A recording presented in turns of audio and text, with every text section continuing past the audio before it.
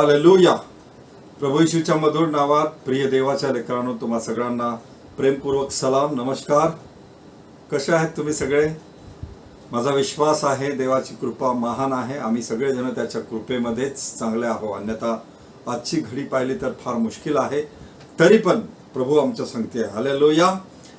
यावेळेस स्तोत्रसंहिता 139 आणि 1 ते 24 या शास्त्रभाग, जो वाचलेला शास्त्रभाग आहे, त्या शास्त्रभागातून परमेश्वर आज आमच्याशी काय बोलू इच्छितो, त्यासाठी आम्ही आमचे मने उघडे करूया. या आम्ही आमचे डोळे बंद करूया आणि त्या देवाच्या चरणी जाऊया. आमच्या स्वर्गातील धन्यवादित आमच्या जिवंत प्रभू येशू ख्रिस्ता, तुझे मनापासून आभार प्रभू. प्रत्येक वेळेस तुझं वचन आमचं पण आम्हाला दाखवून जातं. आरशाप्रमाणे आमच्या कमी घटी आणि चांगलं पण आम्हाला दाखवून देतं प्रभू. याबद्दल आम्ही तुला धन्यवाद देतो. परमेश्वरा, तुझं वचन आमच्या पावलासाठी दिवा, मार्गासाठी प्रकाश असं आहे प्रभू. ते ताकीद देतं, मार्गदर्शन करतं, आशीर्वादित करतं. आज जो आशीर्वाद माझ्यासाठी आणि तुझ्या प्रिय लेकरांसाठी, श्रोत्यांसाठी राखून ठेवलेला आहे बाप्पा, तो आमच्यापर्यंत येण्यासाठी आम्हा सगळ्यांना सहकार्य कर. तो आमच्यामध्ये उपस्थित आहे बाप्पा, म्हणून धन्यवाद देतो. या ठिकाणी जितकेही श्रोतेगण ऐकत आहे बाप्पा, त्यांचं मन इतरत्र विचलित न होऊ देता तुझ्या वचनांवरती असून त्याद्वारे आशीर्वाद घेण्यासाठी प्रभू सहाय्य कर. मान, महिमा, आदर, सन्मान तुला देत प्रार्थना प्रभू येशूच्या नावात केली, म्हणून तू आहे. आमेन, आमेन. हालेलुया. एकदा काय झालं की शाळेमध्ये शिक्षकाने 3 लेकरांची एक परीक्षाप्रमाणेच घेतली. त्याने सांगितलं की शाम्या, गोम्या, तिम्या या 3 लेकरांना पुढे बोलवलं आणि त्याला सांगितलं की 3 लाडू मी तुम्हाला देत आहे. हे 3ही लाडू तुम्ही अशा ठिकाणी जाऊन खा की ज्या ठिकाणी तुम्हाला कोणी बघणार नाही. आणि मग त्याने घेतले, प्रत्येकाने घेतले आणि सांगितलं की गुरुजी जरूर आम्हाला कोणी बघणार नाही अशा ठिकाणी आम्ही ते खाईल. आणि मग त्याप्रमाणे सुट्टी झाली आणि लेकरं गेले. आणि मग गेल्या शाम्याने, दुपारची वेळ होती, घरी कोणीच नव्हतं, दार आड केलं. त्याला वाटलं कोणी बघणार नाही, बघितलं नाही, तसंच त्याने खाऊन घेतलं. त्याच्या लक्षात आलं की मला कोणी पाहिलं नाही. आणि मग गोम्याने विचार केला की आज रात्री मी अंथरुणामध्ये जेव्हा ब्लँकेट ओढून घेईल आणि आतमध्ये खाईल, कोणाला माहीत होणार नाही. त्याप्रमाणे त्याने केलं. रात्र झाली, झोपला आणि ब्लँकेट ओढून घेतला आणि तो लाडू त्याने खाऊन टाकला. आणि मग हा तिम्या याने खूप प्रयत्न केला. याने घरात कोणी नसताना कडी लावली आणि खाण्याचा विचार केला. तितक्यात त्याच्या लक्षात आलं की कोणीतरी त्याला बघत आहे. मग त्याने विचार केला की आता घरात तर मुश्किल आहे, आता एक काम करूया, शेतात जाऊ. आणि मग शेतात गेला. एक जो भाताचा पेंडा असतो त्या पेंड्याच्या आड गेला, बघितलं कोणी नव्हतं इकडे तिकडे, आणि लाडू घेतला आणि खायला सुरुवात केली. तितक्यात त्याला वाटलं की मला कोणीतरी बघत आहे. मग असं एक ठिकाण बघितलं की ज्या ठिकाणी खरंच कोणी येत नाही, संडास. त्या ठिकाणी त्याने विचार केला की इथे तरी मला कोणी बघणार नाही. आणि मग त्या ठिकाणी जाऊन तो त्याने एकदम खायला सुरुवात केली. आणि सुरुवात करतेच त्याच्या आत्म्याला प्रेरणा झाली की त्याला कोणीतरी बघत आहे. आणि मग त्याला एवढं पक्क झालं की मी कोणीतरी बघत आहे म्हणून मी हे खाऊ शकत नाही. आणि मग रविवारची सुट्टी, सोमवारी सगळे विद्यार्थी आले आणि मग शिक्षकांनी, अरे का रे शाम्या, गोम्या, तिम्या, तुम्ही मी दिलेले लाडू बरोबर खाल्ले, जपून खाल्ले ना, कोणाला दिसले नाही ना? आणि मग त्याने सांगितलं, शाम्याने सांगितलं, हो गुरुजी, मी गेल्याच दार बंद केलं, कोणी नव्हतं घरी, सगळे शेतात गेले होते, खाऊन टाकला. आणि गोम्याने म्हटलं की गुरुजी, मी रात्री अंथरुणात ब्लँकेट ओढून घेतलं, कोणाला दिसलं नाही, मी पण खाऊन घेतला. मग तिम्याने सांगितलं की गुरुजी, मी खूप प्रयत्न केला, मी घराचे दारं खिडक्या बंद केली, खाण्याचा प्रयत्न केला, परंतु मला असं वाटत होतं की मला कोणीतरी बघत आहे. मग मी शेतात गेलो, पेंड्याच्या आड लपलो, तिथे खाण्याचा प्रयत्न केला, मला असं वाटत होतं कोणीतरी बघत आहे. परत मी अशा ठिकाणी गेलो की खरंच माझ्याशिवाय दुसरं कोणीच राहत नाही, संडास. त्या ठिकाणी मी खाण्याचा प्रयत्न केला, परंतु मला असं वाटत होतं की खरंच मला कोणतरी बघत आहे. आणि मी त्या ठिकाणी माझं हे म्हणजे मी थांबवून दिलं. मी विचार केला की खाऊ शकत नाही मी.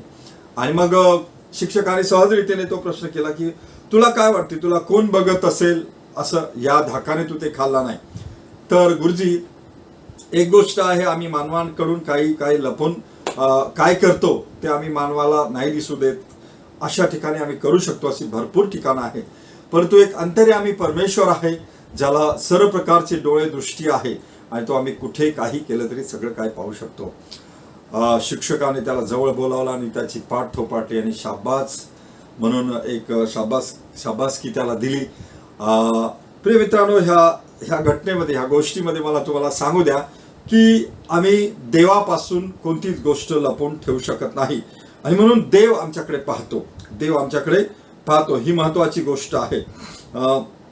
बरेचदा काही लोकांना वाटते की परमेश्वर आमची दुःखित परिस्थिती पाहत नाही, परमेश्वर आमची वाईट परिस्थिती पण पाहत नाही, परमेश्वर आम्ही चांगले केलेले कार्य पण पाहत नाही. कधी कधी काही लोकांना वाटते, काहींना वाटते की पाहते, शिवाय कोणाला वाटते की आम्ही कितीही वाईट केलं तरी देव बघत नाही. देव काय पाहतो, आम्ही लपून केलेला आहे किंवा देवाला न दिसता केलेला आहे. परंतु प्रिय बहीण भावांनो, मला तुम्हाला सांगू द्या की परमेश्वर आम्ही कितीही काय केलं तरी देव आम्हाला बघतो, हे पक्का आहे. आणि म्हणून ह्या शास्त्र देव आमचं देखरेख करतो. कोटी सूर्यमाला आहेत, त्यापैकी एका आकाशात अनंत कोटी सूर्यमाला आहे, त्यापैकी एका अगदी दुय्यम दर्जाच्या ग्रह मालेत आपण आहोत, ती म्हणजे पृथ्वी. स्तोत्रसंहिता 139 या शास्त्र भागामध्ये देव कुठेही आम्ही असलो तरी देव आमची देखरेख करतो. आमच्या वाईट गोष्टी इव्हॅल्युएट करण्यासाठीच नाही, तर आम्हाला सुधरवण्यासाठी आणि आमच्या चांगल्या वाईट गोष्टी त्याचा निदर्शनास येते. ह्या ठिकाणी स्तोत्रकर्त्याने ह्या ठिकाणी त्याचे व्यक्तिगत संबंध, व्यक्तिगतरित्या देवासंगती असलेली ओळख दर्शविलेली आहे सर्व गोष्टीमध्ये. आणि म्हणून देव आपल्यावर लक्ष ठेवतो, हे माझं शीर्षक आहे बोलण्याचं, किंवा देव आम्हाला पाहतो. गॉड वॉचेस अस, देव आम्हाला पाहतो. तर देव आमच्याकडे पाहण्याद्वारे लक्ष देतो. म्हणजे याचा अर्थ अंतर तो डोळ्यांनीच पाहतो अशातली गोष्ट नाही, अंतर्यामी त्याचं लक्ष आमच्याकडे असतं. स्तोत्रसंहिता 139 1 ते 6 13 ते 18 या वचनामध्ये विभिन्न प्रकारे ह्या गोष्टीचं वर्णन केलेलं आहे. तो म्हणतो एक वचनामध्ये की हे परमेश्वरा, तू मला पारखेले आहे, तू मला ओळखतोस. देव आम्हाला पाहतो आणि ओळखतो. प्रिय मित्रांनो, काय ओळखतो मग तो? आमचे मनोगत, आमचे कृत्य, आमचे मन तो विचारतो. आमची कृती याचा अर्थ दुसऱ्या वचनामध्ये असं म्हटलेलं आहे की माझे बसणे व उठणे तू जाणतोस.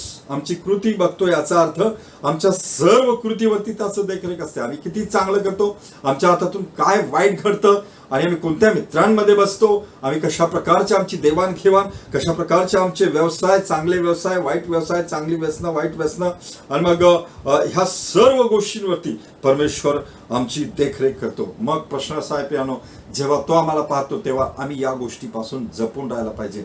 आम्ही स्वतःला सांभाळलं पाहिजे, आम्ही देवाला फिरून वागलं पाहिजे. सवयी, आमची आवड निवड, कृती, ह्या सर्व गोष्टी त्याला माहित आहे. तू माझे चालणे व माझे निजणे बारकाईने पाहतो असं म्हटलेलं आहे तिसऱ्या वचनामध्ये. चालणे व निजणे बारकाईने पाहतो. चालणे याचा अर्थ सवय असा होतो, वर्तनक्रम याचा अर्थ आवडी निवडी असा होतो.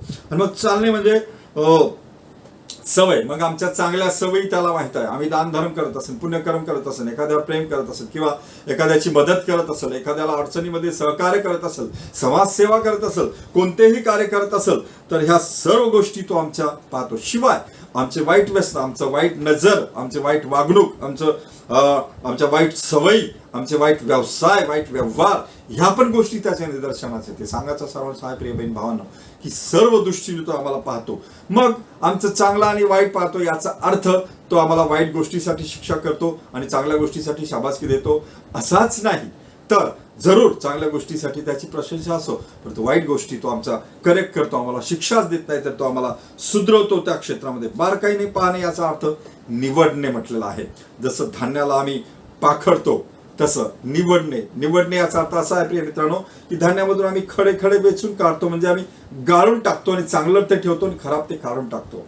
देव आमच्या सवयींना गाळतो. मला आठवते एक व्यक्ती जेव्हा आपल्या जीवनाची साक्ष देत आहे तेव्हा तो हे सांगतो की मी प्रभूला स्वीकारून बरीच वर्ष गेली होती, मी प्रार्थना करत होतो, मी प्रवचन पण करत होतो, मी व्यवस्थापकीय कार्यामध्ये होतो, परंतु एक वाईट सवय म्हणजे ह्या सर्व गोष्टीत असताना मला इतक्यामध्ये एक खोकला झाला आणि तो खोकला बसत नव्हता. मी दवाखाने केले, औषधी घेतली, 6 महिने झाले, 1 वर्ष ओलांडून गेलं आणि मी विचार केला की काय प्रकार आहे. मी डॉक्टरांना दाखवलं 6-7 महिन्यानंतर. तेव्हा त्यांनी स्पष्ट सांगितलं की म्हणजे त्यांनी सांगितलं की बाबा मी तुम्हाला सर्व प्रकारची औषधी आतापर्यंत दिलेली आहे. मग त्याने एक प्रश्न विचारला की काय तुम्हाला वाईट सवयी आहेत का? तर त्याने सांगितलं की मी बायबलचा अनुशासक आहे, मला वाईट सवयी नाही आहेत. आणि मग ही गोष्ट त्याने अवॉइड केली आणि निघून गेला. त्या डॉक्टरांनी सांगितले बघा मी शेवटचा पर्याय म्हणून अधिक एक औषधी देतो आणि देऊन टाकली, तरीही त्याचा आजार बसला नाही. तेव्हा त्याचं मन त्याला कोसत होतं की मी माझं मनाची खुलेपणा डॉक्टरांना सांगितली पाहिजे. आणि मग त्या ठिकाणी तो वापस गेला आणि सांगितलं की डॉक्टर साहेब मी सर्व बाबतीत चांगला आहे, माझं मला माहित आहे, देवाला माहित आहे, परंतु एक गोष्ट मी तुमच्यापासून लपवली, मला तंबाखू खाण्याची आदत आहे. आणि मग डॉक्टर म्हणाला की बरं केलंस, तुम्ही हे अगोदर सांगितलं असतं तर आतापर्यंत तुम्ही क्युअर झाला असता. तेव्हा त्याने सांगितलं की हे तंबाखूचे कण तुमच्या श्वासनलिकेत जाते आणि म्हणून तुम्हाला खोकला येतो. हा खोकला तुम्हाला तुमच्या मरणाच्या शेवटपर्यंत घेऊन जाईल जर तुम्ही हा तंबाखाची वाईट व्यसन सोडली नाही तर त्या ठिकाणी मग त्याला वाटलं की अरे जर मला हे माझा अंत करत आहे हे व्यसन तर कशाला ठेवायचं. शिवाय दुसऱ्या अँगलनी त्याच्या लक्षात आलं खूप दिवसापूर्वीच की हे शरीरामध्ये जातं, शरीर हे देवाचं मंदिर आहे आणि म्हणून हे मंदिर सुरक्षित राहावं. कदाचित देवाचीच योजना होती की अशा प्रकारे पीडा माझ्यावर आली. प्रियबहीण भावांनो, मला तुम्हाला सांगू दे, त्याने एक शब्द सांगितला की देव माझी व्यसन चाळतो. म्हणजे मला खूप चांगली वाईट व्यसनं होती, परंतु त्या सर्व वाईट व्यसनांमधून चाळून आता मला त्याला आवडणारं असं बनवलेलं आहे. सांगायचा सारांश निवडणे, बारकाईने पाहणे असं. प्रियबहीण भावांनो, आज आम्ही अशा प्रकारच्या कोणत्या सवयीमध्ये आहोत, कोणत्या वाईट गोष्टींमध्ये आहोत, चांगल्या गोष्टींमध्ये आहोत, त्या सर्व गोष्टी परमेश्वर पाहतो, परंतु याच्यातून तो आमची चाळणी करतो. तर मला तुम्हाला सांगू द्या की देव आम्हाला पाहतो, त्याच्यापासून आम्हाला लपून कोणतीच गोष्ट ठेवता येत नाही. आमचे विचार आणि मनोगत पण तो जाणतो. दुसऱ्या वचनात म्हटलेलं आहे बी मध्ये, तू दुरून माझे मनोगत जाणतोस. आमच्या आंतरिक जीवनाची त्याला इतकी माहिती आहे प्रिय मित्रांनो की आमची स्वतःच आम्हाला माहिती नाही, इतकी आमच्या आंतरिक जीवनाची, आंतरिक मनाची माहिती त्या देवाला आहे. आणि म्हणून मला तुम्हाला सांगू द्या की आम्ही स्वस्थ राहावं, आम्ही चांगलं राहावं अशी देवाची इच्छा आहे. आमचे पापे, आमच्या जीवनात घडणाऱ्या चुका आणि आमचे चांगले कर्म, ह्या सगळ्या गोष्टी तो पाहतो. आणि म्हणून आमच्या पवित्रतेची, शुद्धतेची आस देवाला समजते. आणि म्हणून तो पेत्राला विचारतो, योहान याचा 21वा अध्याय आणि मग पुढे 15 पासून पुढे तो म्हणतो की पेत्रा, तू खरोखर माझ्यावर प्रीती करतोस काय? 3दा तो प्रश्न त्याला विचारतो. मग शेवटी पेत्र म्हणतो की गुरुजी, आपणावर मी प्रेम करतो हे आपण ओळखता, आपल्याला माहित आहे. म्हणजे पेत्र पण इतका निगडीक होता, देव त्याचं मनाचं अवलोकन करत होतं. देवाला माहित होते की पेत्र एकेकाळी चुकला, एकेकाळी त्याने देवाला दिलेला शब्द मोडला, परंतु आज तो कशा अवस्थेत आहे हे पाहत असताना देवाला त्याचं मन माहित होतं. आणि म्हणून तो म्हणतो की देवा, तुम्हाला ओळखतोस, तुम्हाला ओळखले आहे, मी आपणावर प्रेम करतो हे आपण ओळखले आहे. पहिले योहान याचा 3रा अध्याय आणि 20व्या वचनात देवाचं वचन सांगतं, ज्या कशाविषयी आपले मन आपल्या स्वतःला दोषी ठरवते त्याविषयी आपण स्वतःच्या मनाला त्याच्या समोर उमेद देऊ, कारण आपल्या मनापेक्षा देव थोर आहे, त्याला सर्व काही कळते. आम्ही स्वतः उमेद देऊ याचा अर्थ असा आहे की आमचं जे आहे ते त्याच्या पुढे प्रकट आहे आणि देवाला आमच्या बाबतीत सगळं काही कळते. आमच्या मनाचा कल, आमचे शब्द त्याला माहित आहे. आणि म्हणून स्तोत्र 139:4 मध्ये असं म्हटलेलं आहे, हे परमेश्वरा, तुला मुळीच ठाऊक नाही असा एकही शब्द माझ्या मुखातून निघत नाही. जे मी बोलतो, जे माझ्या मनात विचार येतात, ह्या सगळ्या गोष्टी तुला माहित आहे प्रभू. आणि म्हणून प्रिय मित्रांनो, आम्ही खूप चांगलं बोलतो, आम्ही खूप चांगले प्रवचन करतो, खूप चांगले सल्ले देतो, आम्ही खूप चांगला विचार पण करतो. ही चांगली गोष्ट आहे, प्रशंसनीय आहे, देवाला आवडणारी आहे. परंतु याउलट जर आमच्या मनात वाईट विचार येत असेल आणि आम्ही शब्दाने पाप करत असेल, आम्ही प्रामाणिक बोलत असेल, सत्य बोलत असेल, असत्य बोलत असेल, कडू बोलत असेल, गोड बोलत असेल, शिवाय कोणत्याही प्रकारचे असे दुतोंडी प्रकारचे शब्द आमच्या मनात असेल, तर ह्या सगळ्या गोष्टी तो चांगल्या गोष्टीविषयी परीक्षक आहे. चांगल्या गोष्टी पण पाहतो आणि वाईट शब्द पण पाहतो. आणि म्हणून बोलण्याच्या बाबतीत आम्ही जपून राहायला पाहिजे. काय आम्ही देवाला घेऊन बोलतो काय? आणि मग त्याला आमचा भूतकाळ आणि वर्तमान काळ पण माहीत आहे. 139:5 मध्ये असं म्हटलेलं आहे की तुम्हाला मागून वेढल्या, याचा अर्थ आमचा भूतकाळ माहीत आहे. भूतकाळामध्ये काय वाईट झालं, चुका झाला याचा पस्तावा नको. आणि मग त्याच वचनात असं म्हटलेलं आहे की तुम्हाला पुढून वेढलेलं आहे, याचा अर्थ भविष्यकाळ माहीत आहे. भविष्यकाळामध्ये काय होईल, कसं होईल याची चिंता नको प्रियानो. आम्ही आमची चिंता देवावर टाकू. आणि मग असं म्हटलेलं आहे माझ्यावर तू आपला हात ठेवला, याचा अर्थ अर्थात वर्तमान काळ देवाला माहीत आहे. आज आम्ही कशा आहो, कशा परिस्थितीतून जात आहो, या सर्व याच्यामध्ये, या सर्व वाईट आणि चांगल्या परिस्थितीमध्ये देवाचा वरद हस्त आमच्यावरती आहे. आणि म्हणून आम्ही त्याच्यावर भरोसा ठेवावा आणि मग त्याला आवडणारं जीवन जगावं. आम्ही कोणत्या तरी काळाविषयी चिंतित आहोत काय, भूतकाळात काय झालं, भविष्यकाळात कसं होईल, वर्तमान काळामध्ये काय होत आहे, या सगळ्या गोष्टीची चिंता आम्हाला नको. आम्ही ती देवावरती टाकू. कारण सर्व काळ हा आमच्या हातात नाही. आम्ही तो उपभोगतो पण तो आमच्या हातात नाही. तो कसा येईल तो देवालाच माहित आहे. म्हणून आम्ही या सर्व काळाविषयी, वेळाविषयी देवाच्या हाती सोपून देऊ. खूपदा आम्ही म्हणतो पुढे कसा काळ येईल माहीत नाही, आमचे लेकर आमचे होणार की नाही माहीत नाही, मागचा काळ असा होता, पुढे कसा येईल माहीत नाही. काळ आमच्या हातात नाही प्रिय मित्रांनो. आम्ही काय ते चांगलं देवाला आवडणारं करत राहावं. काळ देवाच्या हाती आम्ही सोपून देऊया. आमचे शरीर, आमचे मन, आमच्या भावना आणि आमच्या इच्छा या सर्वांचं ज्ञान त्याला आहे. म्हणून 139:13 ते 15 वचनामध्ये म्हटलेलं आहे की तू आमचे अंतर्याम निर्माण केले आहे. अंतर्यामचा अर्थ पुढे असं म्हटलेलं आहे की तूच माझ्या आईच्या उदरी माझी घडण केली. तुझी कृत्य अद्भुत आहे, हे माझा जीव पूर्णपणे जाणून आहे. मी गुप्तस्थळी निर्माण होत असता आणि पृथ्वीच्या मध्यभागी विलक्षण प्रकारे माझी घडण होत असता. अंतर्याम याचा अर्थ असा आहे प्रिय मित्रांनो की मूत्रपिंड, गुपित अंग ज्याला म्हणतात, मूत्रपिंड. या मूत्रपिंड यामध्ये आमच्या जीवनात ज्या भावना आणि इच्छा तयार होतात इथे या ठिकाणी होते. मग प्रश्न असा आहे की आम्ही या भावना आणि इच्छा कोणत्या प्रकारे उपयोगात आणतो. बरेचदा प्रिय मित्रांनो वाईट उपभोगासाठी, व्यभिचार आणि वाईट दृष्टीने याचा उपयोग होतो. आणि म्हणून शरीर तृप्ततेसाठी याचा उपयोग होतो. आणि म्हणून अंतर्याम देवाने तयार केलेला आहे, ती गोष्ट ते पाहतो. आम्ही अशा प्रकारे भावना आणि वाईट इच्छेचा उपयोग न करावा. विलक्षण प्रकारे घडण याचा अर्थ असं म्हटलेला आहे एका पुस्तकामध्ये की हिब्रू भाषेत याला म्हणतात की कशिद्यांची कलाकुसरी, कशिद्यांची कलाकुसरी, विलक्षण प्रकारे घडण. आणि मग ही घडण, कशिद्यांची कलाकुसरी म्हणजे कौशल्य एक चांगल्या कौशल्याने आम्हाला बनवलेलं आहे. देवाने आम्हाला चांगल्या दृष्टीने आणि चांगलं बनवलेलं आहे. मग आम्ही नकारात्मक आणि सकारात्मक दोन्ही गोष्टी आम्हाला माहीत असतं.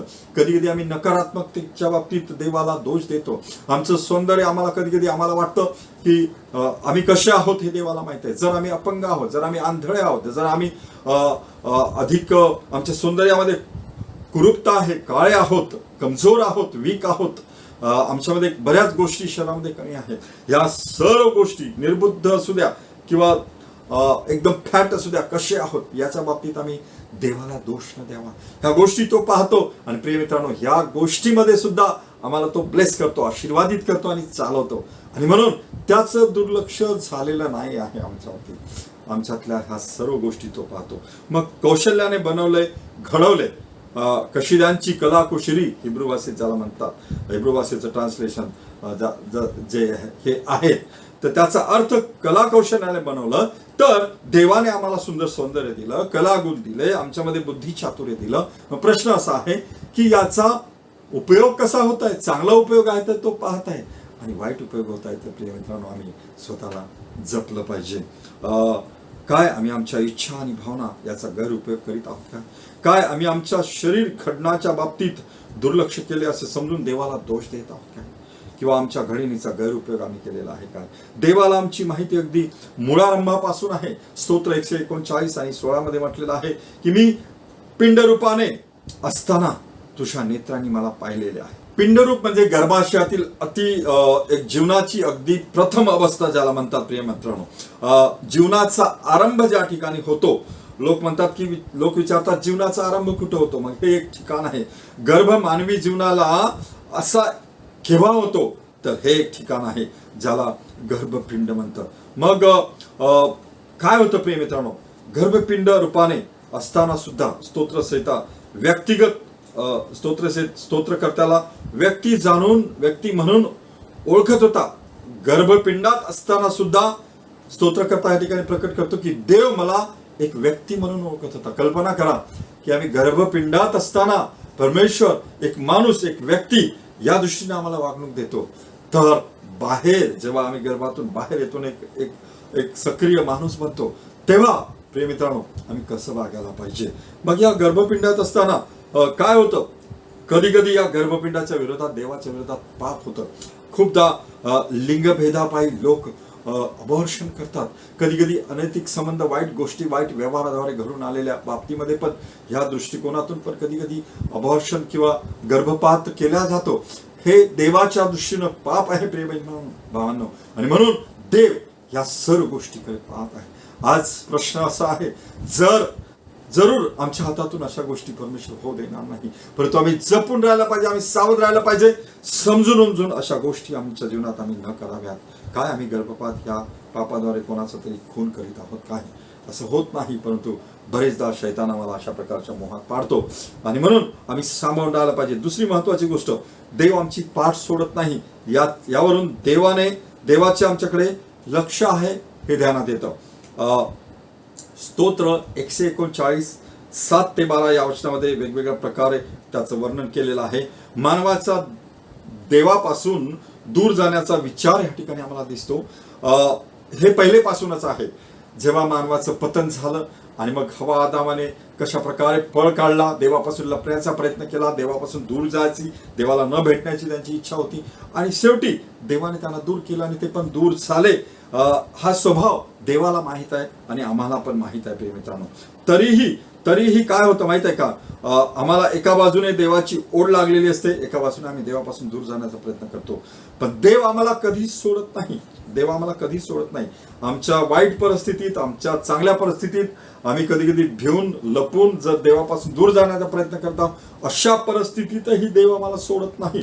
कारण यशया 49 आणि 15 मध्ये देवाचं वचन सांगतं, कदाचित दूध पेत्या लेकराला स्वतःची आई सोडणार नाही. स्वतःची आई सोडेल, परंतु मी तुम्हाला कधी सोडणार नाही. इब्रिकारास पत्र याचा 13वा अध्याय आणि 5व्या वचनात असं म्हटलेलं आहे की मी तुला सोडणार नाही आणि त्यागणार पण नाही. देव आम्हाला कधीच सोडत नाही प्रिय मित्रांनो. वर जाण्याच्या बाबतीत तो आपला पिछा सोडत नाही. 139:8 मध्ये असं म्हटलेलं आहे, मी वर आकाशात चढलो तरी तेथे तू आहेस. तर वर जाण्याच्या बाबतीत याचा शब्दशः अर्थ असा आहे, देवापासून दूर नेणाऱ्या गोष्टी. बरेचदा आम्हाला मोह, आकर्षकता, सुख, यश, संपत्ती ह्या गोष्टी आम्हाला देवापासून दूर नेतात. याचा अर्थ आम्ही वर जातो, म्हणजे याचा अर्थ असाच की देवापासून आम्ही दूर जातो. आमची प्रतिष्ठा, आमचं नाव लौकिक ह्या गोष्टी आम्हाला देवापासून दूर नेतात. आणि म्हणून प्रियानो, कधी कधी अल्प सुखविलास यामध्ये आम्ही गुंतून जातो. आणि मग प्रश्न असा आहे की जेव्हा देवापासून दूर नेणाऱ्या अशा काही गोष्टी आहे, तेव्हा स्तोत्र करता म्हणतो की मी वर आकाशात चढलो तरी तेथे तू आहे. तो आम्हाला तशा गोष्टी जाऊ देणार नाही. गोरगरिबांच्या काही कुबड्या आहेत की धर्माचरण आणि मग धार्मिकपणा, हे गोरगरीब लोक बिचारे ह्या प्रसंगातून जातात. हे त्यांना आवडतं, कारण ते दीनदुबळे गोरगरीब आहे, लाचार आहेत, म्हणून त्यांना देवाचा ओढा असतो. अशाच लोकांनी देवाचा ओढा धरावा असं मी म्हणत नाही, पण त्यांना देवाचा ओढा असतो. निरोगी सुखी माणसाला देवाच्या आधाराची अजिबात जरूरत वाटत नाही, असं होतं कधी कधी. आणि म्हणून देव ह्या सर्व परिस्थितीत पाहतो. एक जोडपे सदन व सुखी होते, आणि मग कालांतराने त्यांनी आपल्या लेकरांना वाढवलं, परंतु त्यांनी सर्व सुख सोयी दिल्या, सर्व काही त्यांनी आपल्या लेकरांना दिलं, परंतु देवाच्या वचनाचं ध्यान दिलं नाही. कालांतराने लेकरू, ते मुलगा वाईट गोष्टीच्या आहारी गेला, आणि मग एक जॉब धरून राहणं पण त्याला कठीण जात होतं. वेगवेगळ्या प्रकारचे जॉब तो बदलवायचा. त्याच्या जीवनात अस्थिरता अशी होती. मुलीला आपण ज्या घरी लग्न झाल्यानंतर मुलीची पण एक स्वैराचारी आचरण त्या कुटुंबामध्ये दिसून आलं, आणि मग तिचा पण संसाराचा कोलमाडा झाला. शेवटी आई वडिलांना त्या मुलांकडून एक कृतज्ञता आणि एक दुःखच नेहमी उपभोगायला भेटलं. परंतु शेवटी जेव्हा त्याने आपले विचार सांगितले, तेव्हा त्या विचारामध्ये त्याने ही गोष्ट सांगितली की या दुःखात जीवाची तळमळ होत असताना सुद्धा देव त्याच्या प्रीतीने त्याचा पाठलाग करत होता, त्याच्या मागे राहत होता. तर प्रियानो, देवाला आमची सर्व परिस्थिती माहीत आहे. देव आम्हाला सर्व परिस्थितीत आमचा पाठलाग करतो, आमच्या आमच्या आमच्या मागेच राहतो. याचा अर्थ तोच. खाली उतरण्याने देव आमची पाठ घेतो असं म्हटलेलं आहे. 139:8 मध्ये अधोलोकी मी आपले अंथरूण केले तरी पहा तेथे तू आहेस. मनमानी जीवन जगण्याकरता काही लोक धार्मिकतेपासून दूर जाण्याचा प्रयत्न करतात. त्यांना वाटते की मी देवापासून दूर गेलो तर मला आवडेल तसं असं जीवन मी जगू शकतो, आणि म्हणून ते शैतानाच्या गोष्टीला विकत घेतात आणि शैतानाच्या घरात वस्ती राहून आपल्या देवापासून अलग जातात. परंतु देव त्यांचा पिछा करतो अशा परिस्थितीत सुद्धा. आणि मग देवाच्या प्रेमळ हाताच्या बाहेर गेले असताना सुद्धा देवाचं लक्ष त्यांच्यावरती असतं. फ्रान्सिस थॉमस म्हणून हा एक फार बुद्धिमान व्यक्ती होता. तो डॉक्टर होता, पण तो थोडा आळशी पण होता. आणि मग कालांतराने त्याला वाईट व्यसन लागलं, आणि या वाईट व्यसनाद्वारे त्यानं आपलं बरंच काही नष्ट केलं, सर्व काही गमावून बसला. आणि मग त्याला जेव्हा इन्कम त्याच्याकडे कमी होतं तेव्हा तो कशा तरी एका शहरात लंडनमध्ये राहून त्या ठिकाणी त्याने लहान लहान धंदे करून आपली जी वाईट व्यसनाची भूक कशी भागेल त्यासाठी प्रयत्न केला. त्यासाठी तो कधी आग पेटा विकायचा, तर कधी शूज साफ करायचा, बोट पॉलिश करायचा, वेगवेगळे लहान छोटे मोठे जे धंदे आहेत ते व्यवसाय तो करायचा. आणि त्याचं इन्कम जे येईल त्यामध्ये तो दारूमध्ये घालवायचा. आणि मग त्या ठिकाणी एक दिवस त्याला एक आदत खूप छान होती. त्याला कविता लिहायची आदत होती, आणि ती कविता लिहून त्याने एका वर्तमानपत्रामध्ये दिली. आणि मग संपादकाने ती पाहिली तर पहिल्यांदा त्याने दुर्लक्ष केलं, परंतु कालांतराने त्या कवितेला चांगल्या प्रकारे जेव्हा त्यानं वाचलं तेव्हा तो संपादक थक्क झाला त्याची बुद्धिमत्ता पाहून. आणि मग त्या ठिकाणी संपादकाने त्याला अप्रिशिएशन दिलं, एक प्रोत्साहन दिलं, आणि मग त्याचं जीवन त्याला स्वतःला सावरता आलं. त्याने या वाईट गोष्टीपासून दूर गेला, आणि मग त्याने आपल्या अवस्थेतून जेव्हा या नीच अवस्थेतून बाहेर आला तेव्हा संत फ्रान्सिस थॉमस याने संत फ्रान्सिस नाही सॉरी थॉमस फ्रान्सिस याने ती कविता लिहिली. त्या कवितेचं वर्णन मी तुम्हाला वाचून दाखवतो. रात्रदिवस अहोरात्र मी त्याच्यापासून पळून चाललो होतो. वर्षानुवर्ष त्याच्यापासून सुटका व्हावी म्हणून मी पळत होतो. वळणाच्या वाकड्या वाटांनी जाऊन मी त्याचा ससेमिरा टाळण्याचा आटोकाट प्रयत्न केला. माझ्याच मनाच्या कड्या कपारीत दुःख शोकात गळून मी त्याच्यापासून लपून बसलो, आणि चेहऱ्यावर हास्यांचा बुरखा ओढून घेतला. तरी देवाने त्याचा माझा पाठलाग केला. म्हणजे बघा, अशा परिस्थितीत सुद्धा देवाने त्याचा पाठलाग केला, त्याला सोडलं नाही. पहाटेचे पंख धारण करून 139:9 मध्ये म्हटलेलं आहे, मी पहाटेचे पंख धारण करून. पहाटेचे पंख धारण करणे म्हणजे प्रकाशाच्या वेगाने गतीने मानवी प्रयत्न करणे, खटाटोप करणे, आणि देवापासून दूर दूर जाण्याचा प्रयत्न करणे. आपलेच कार्य, व्यवसाय, यश यातच घडून राहणे, धार्मिकतेपासून दूर जाणे असा त्याचा अर्थ. ही परिस्थिती देव पाहतो. अंधकारात दडून बसणे. 139 आणि 11-12 वचनात म्हटलेलं आहे, अंधकार मला लपो, माझ्या भोवतालच्या प्रकाशाचा काळोख हो, असे जरी मी म्हणालो. आणि पुढे त्या ठिकाणी अंधकार हा मृत्यूचा अंधकार देखील असू शकतो. प्रियानो, आम्ही पाहतो आजकाल बरेच लोक आत्महत्या करतात. एकदा असं झालं की एक मुलगी पालकांना फोन करून सांगते की पालक साहेब मी आत्महत्या करणार आहेत. आणि मग आत्महत्या करत असताना मी अशा प्रकारची परिस्थिती तयार केलेली आहे की तो ॲक्सिडेंट असं लोकांना दिसून येईल, दुर्घटना अशी लोकांना दिसून येईल. पण पालक साहेब मी जर मेले तर काय मला देवापुढे उभे राहावे लागेल काय? आणि मग त्या ठिकाणी त्याने उत्तर दिलं की तुम्ही कुठेही असा, मेल्यानंतर सुद्धा आम्हाला देवापुढे उत्तर द्यावे लागेल, आणि देवापुढे आमचा न्याय होईल. तर प्रिय बहीण भावांनो, काही लोक अविश्वास, गूढवाद, अज्ञेयवाद अशा अंधाऱ्या तत्वाचा आश्रय घेतो. देवाच्या समोर नैतिक गोष्टींचा तोंड द्यावे लागू नये म्हणून ते अविश्वास ह्या गोष्टींचा आश्रय घेतात, सहारा घेतात. पण देव आमच्या संगती आमच्याकडे पाहतो. आणि म्हणून जीवनाला कंटाळून जर आम्ही कंटाळलेला आहोत तर आम्ही अशा प्रकारच्या दुष्ट गोष्टीचा विचार न करता आम्ही स्वतःला देवाच्या हाती द्यावं. काय आपण आपल्या जीवनाला कंटाळून देवापासून दूर जाण्याचा प्रयत्न करीत आहात का? देव आपल्याकडे लक्ष देतो ह्याची तिसरी गोष्ट ही, देव शुद्ध करतो, शुद्ध करण्याद्वारे तो आमच्याकडे लक्ष देतो. स्तोत्रसंहिता 119 आणि 19 आणि 24 वचनामध्ये बाह्य शुद्धता या ठिकाणी आम्ही पाहतो प्रिय मित्रांनो, आपल्या आजूबाजूची दुष्टाई माजली आहे त्याची स्तोत्रकर्त्याला अचानकपणे जाणीव झालेली आहे. आणि म्हणून तो म्हणतो की हे देवा, तू दुर्जनास ठार मारून टाक. अहो, रक्तपात करणाऱ्यानो माझ्यापासून दूर व्हा. ते तुझ्या विरुद्ध कपटाने बोलतात, तुझे वैरी तुझे नाव व्यर्थ घेतात.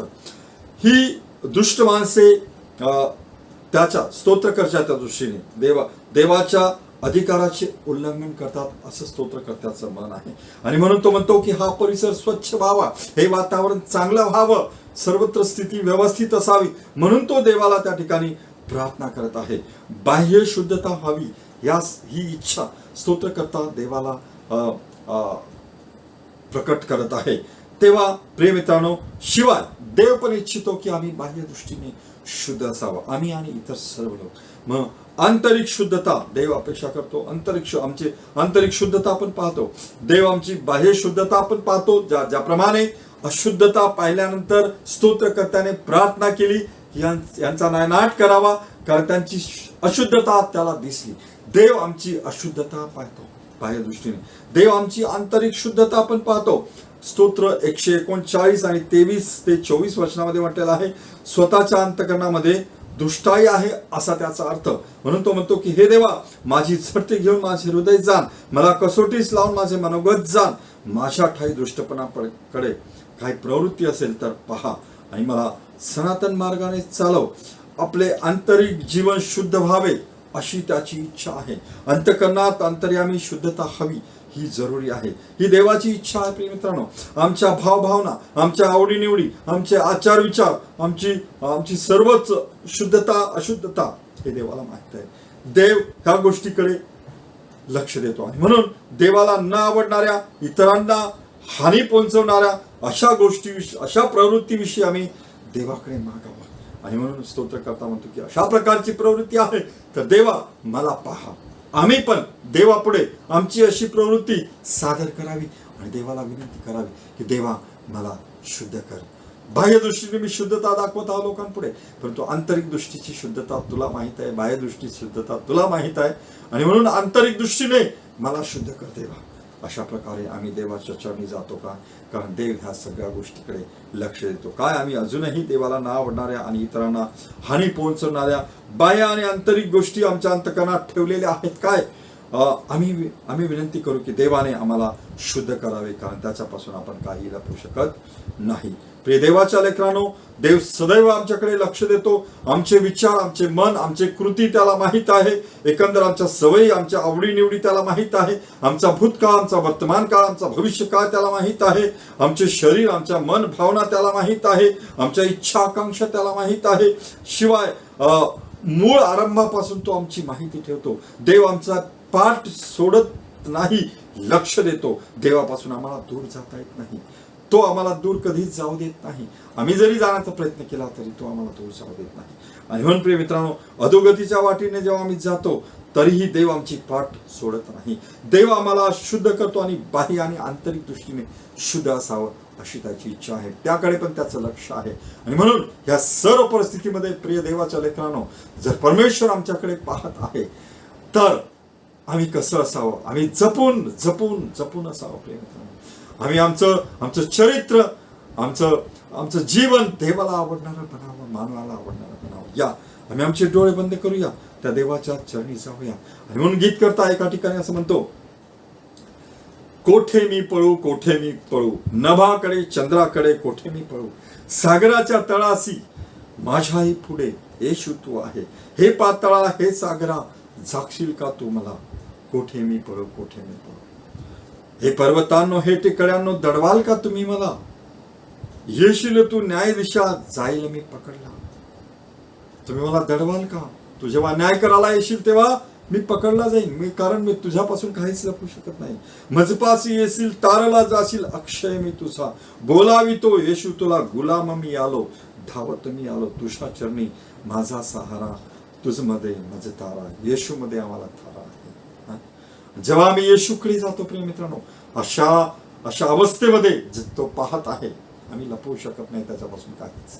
परंतु तो आम्हाला शिक्षा करण्याच्या दृष्टीने नाही पाहत आहे, तर आम्हाला सावरण्याच्या दृष्टीने पाहत आहे.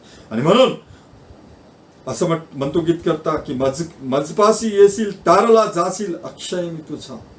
बोलावितो येशू तुला, गुलाम मी आलो, धावत मी आलो. आम्ही धावत जाऊया. आमची अवस्था देवापुढे लपू शकत नाही, पण तुझा आम्ही देवापुढे अशा प्रकारे धावत जाऊन विनवणी करतो, तर देव आमच्याकडे लक्ष देऊन आम्हाला सुधरवतो. आम्ही आमचे डोळे बंद करूया. आम्ही आमचे डोळे बंद करूया, त्याच्या चरणी जाऊया. आमचे उठणे बसणे कोणत्या लोकांमध्ये असते, आम्ही कोणत्या मित्रांमध्ये बसतो, आमचे उठणे बसणे व्यावसायिक दृष्टीने, सवयीच्या दृष्टीने तो जाणतोस. काही गोष्टी आम्ही लपून ठेवत आहेत का प्रिय मित्रांनो? आमच्या आवडी निवडी ह्या त्याला माहीत आहेत. आणि म्हणून काय आमच्या चांगल्या सवयी आवडी निवडी पाहून परमेश्वराला आम्ही संतुष्ट करत आहोत काय? शिवाय काय आम्ही आमच्या वाईट सवयी आणि वाईट आवडी निवडी पाहून परमेश्वराला आम्ही दुखीत करत आहोत की काय आम्ही देवाला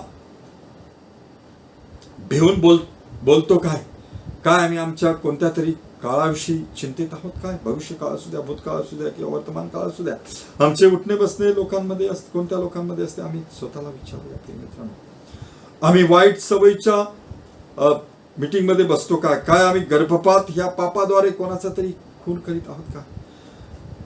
आमच्या इच्छा भावना देव जाणतोच. आमच्या मनात देवाला सोडण्याचे विचार येतात काय? देव मात्र आपल्याला कधी सोडणार नाही, कधी त्यागणार नाही. आणि म्हणून काय आम्ही अजूनही देवाला ना आवडणाऱ्या आणि इतरांना हानी पोहोचणाऱ्या बाह्य आणि आंतरिक गोष्टी आमच्या अंतकरणात ठेवलेल्या आहेत का? आम्ही विनंती करू की देवा तू मला शुद्ध कर, कारण तू माझ्याकडे लक्ष देतोस, तू मला पाहतोस, तू मला पारखतोस, तू मला ओळखलेला आहेस. माझं अंतकरण, माझं बाह्य वागणूक, माझी आंतरिक वागणूक तू ओळखलेली आहे. आणि म्हणून प्रभू मी तुझ्यापासून काही लपवू शकत नाही. या देवाच्या लेकरांनो, आपलं अंतकरण उघडं करा, त्याच्यापुढे प्रार्थना करा. प्रभू माझ्याकडे पहा, माझ्याकडे, तुझ्याकडे, तुझ्याजवळ तुला ना आवडणाऱ्या काही अशा गोष्टी आहेत तर प्रभू काढून टाक. कारण मी सागराच्या तळाशी गेलो आणि डोंगराच्या उंच वट्यावर गेलो, कुठेही गेलो तरी तुझ्यापासून मला लपवता येत नाही. प्रभू माझ्यावर दया कर, आम्हा सर्वांवरती दया कर. स्तोत्र करता या ठिकाणी व्यक्तिगत रीतीने ह्या स्तोत्रामध्ये वर्णन करतो. देवाचं आमच्या संगती व्यक्तिगत नातं आहे. तो आम्हाला चांगलं असं बनवू इच्छितो. आणि म्हणून तो आमच्याकडे पाहतो तेव्हा आमची कृती कशी दिसते, आमच्या सवयी कशा दिसतात, आमचे आचरण कसे दिसतात, त्याला जर आवडणारे आहे तर ते प्रशंसनीय आहे. जर प्रियानो त्याला दुखवणारे आहे तर आज आम्ही पश्चाताप करावा आणि देवाला विनंती करावी की देवा आम्हाला दुरुस्त कर, आम्हाला तयार कर, आम्हाला घडव. हो प्रभू दया कर, आमच्यावर दया कर. जितक्याही श्रोतेगणांनी हा संदेश ऐकलेला आहे प्रभू, आम्हाला ज्या एरियात आम्ही कमी आहोत प्रभू चाचपून पहा आणि आम्हाला बनव. कारण तो आमच्याकडे पाहतो. तुझ्या नजरेपासून आम्ही काही लपवू शकत नाही. जर आज मी आणि आमचे श्रोतेगण तुझ्यापासून लपवून असं एखादं पातक किंवा एखादी घृणित गोष्ट करत आहे प्रभू, तर आज मी पश्चाताप करून विनंती करत आहे. मी स्वतः व्यक्तिगतरित्या प्रभू मला पश्चातापाचं हृदय दे. मी स्वतःला सुधरवावं, आम्ही स्वतःला सुधरवावं असं होऊ दे. धन्यवाद. आमचं जीवन तुझ्या हातात घे. जे श्रोतेगण ऐकत आहे आजच्या परिस्थितीत जात असताना प्रभू त्यांना धीर दे, हिंमत दे, दिलासा दे. रोगराई दुष्ट गोष्टींपासून दूर ठेव. त्यांचे गुरेढोरे आशीर्वादित कर, शेतीवाडी आशीर्वादित कर, लेकरांवर आशीर्वादित घे. मान महिमा आदर सन्मान तुला दे. प्रार्थना प्रभू येशूच्या नावात केली म्हणून तू आहे. आमेन आमेन.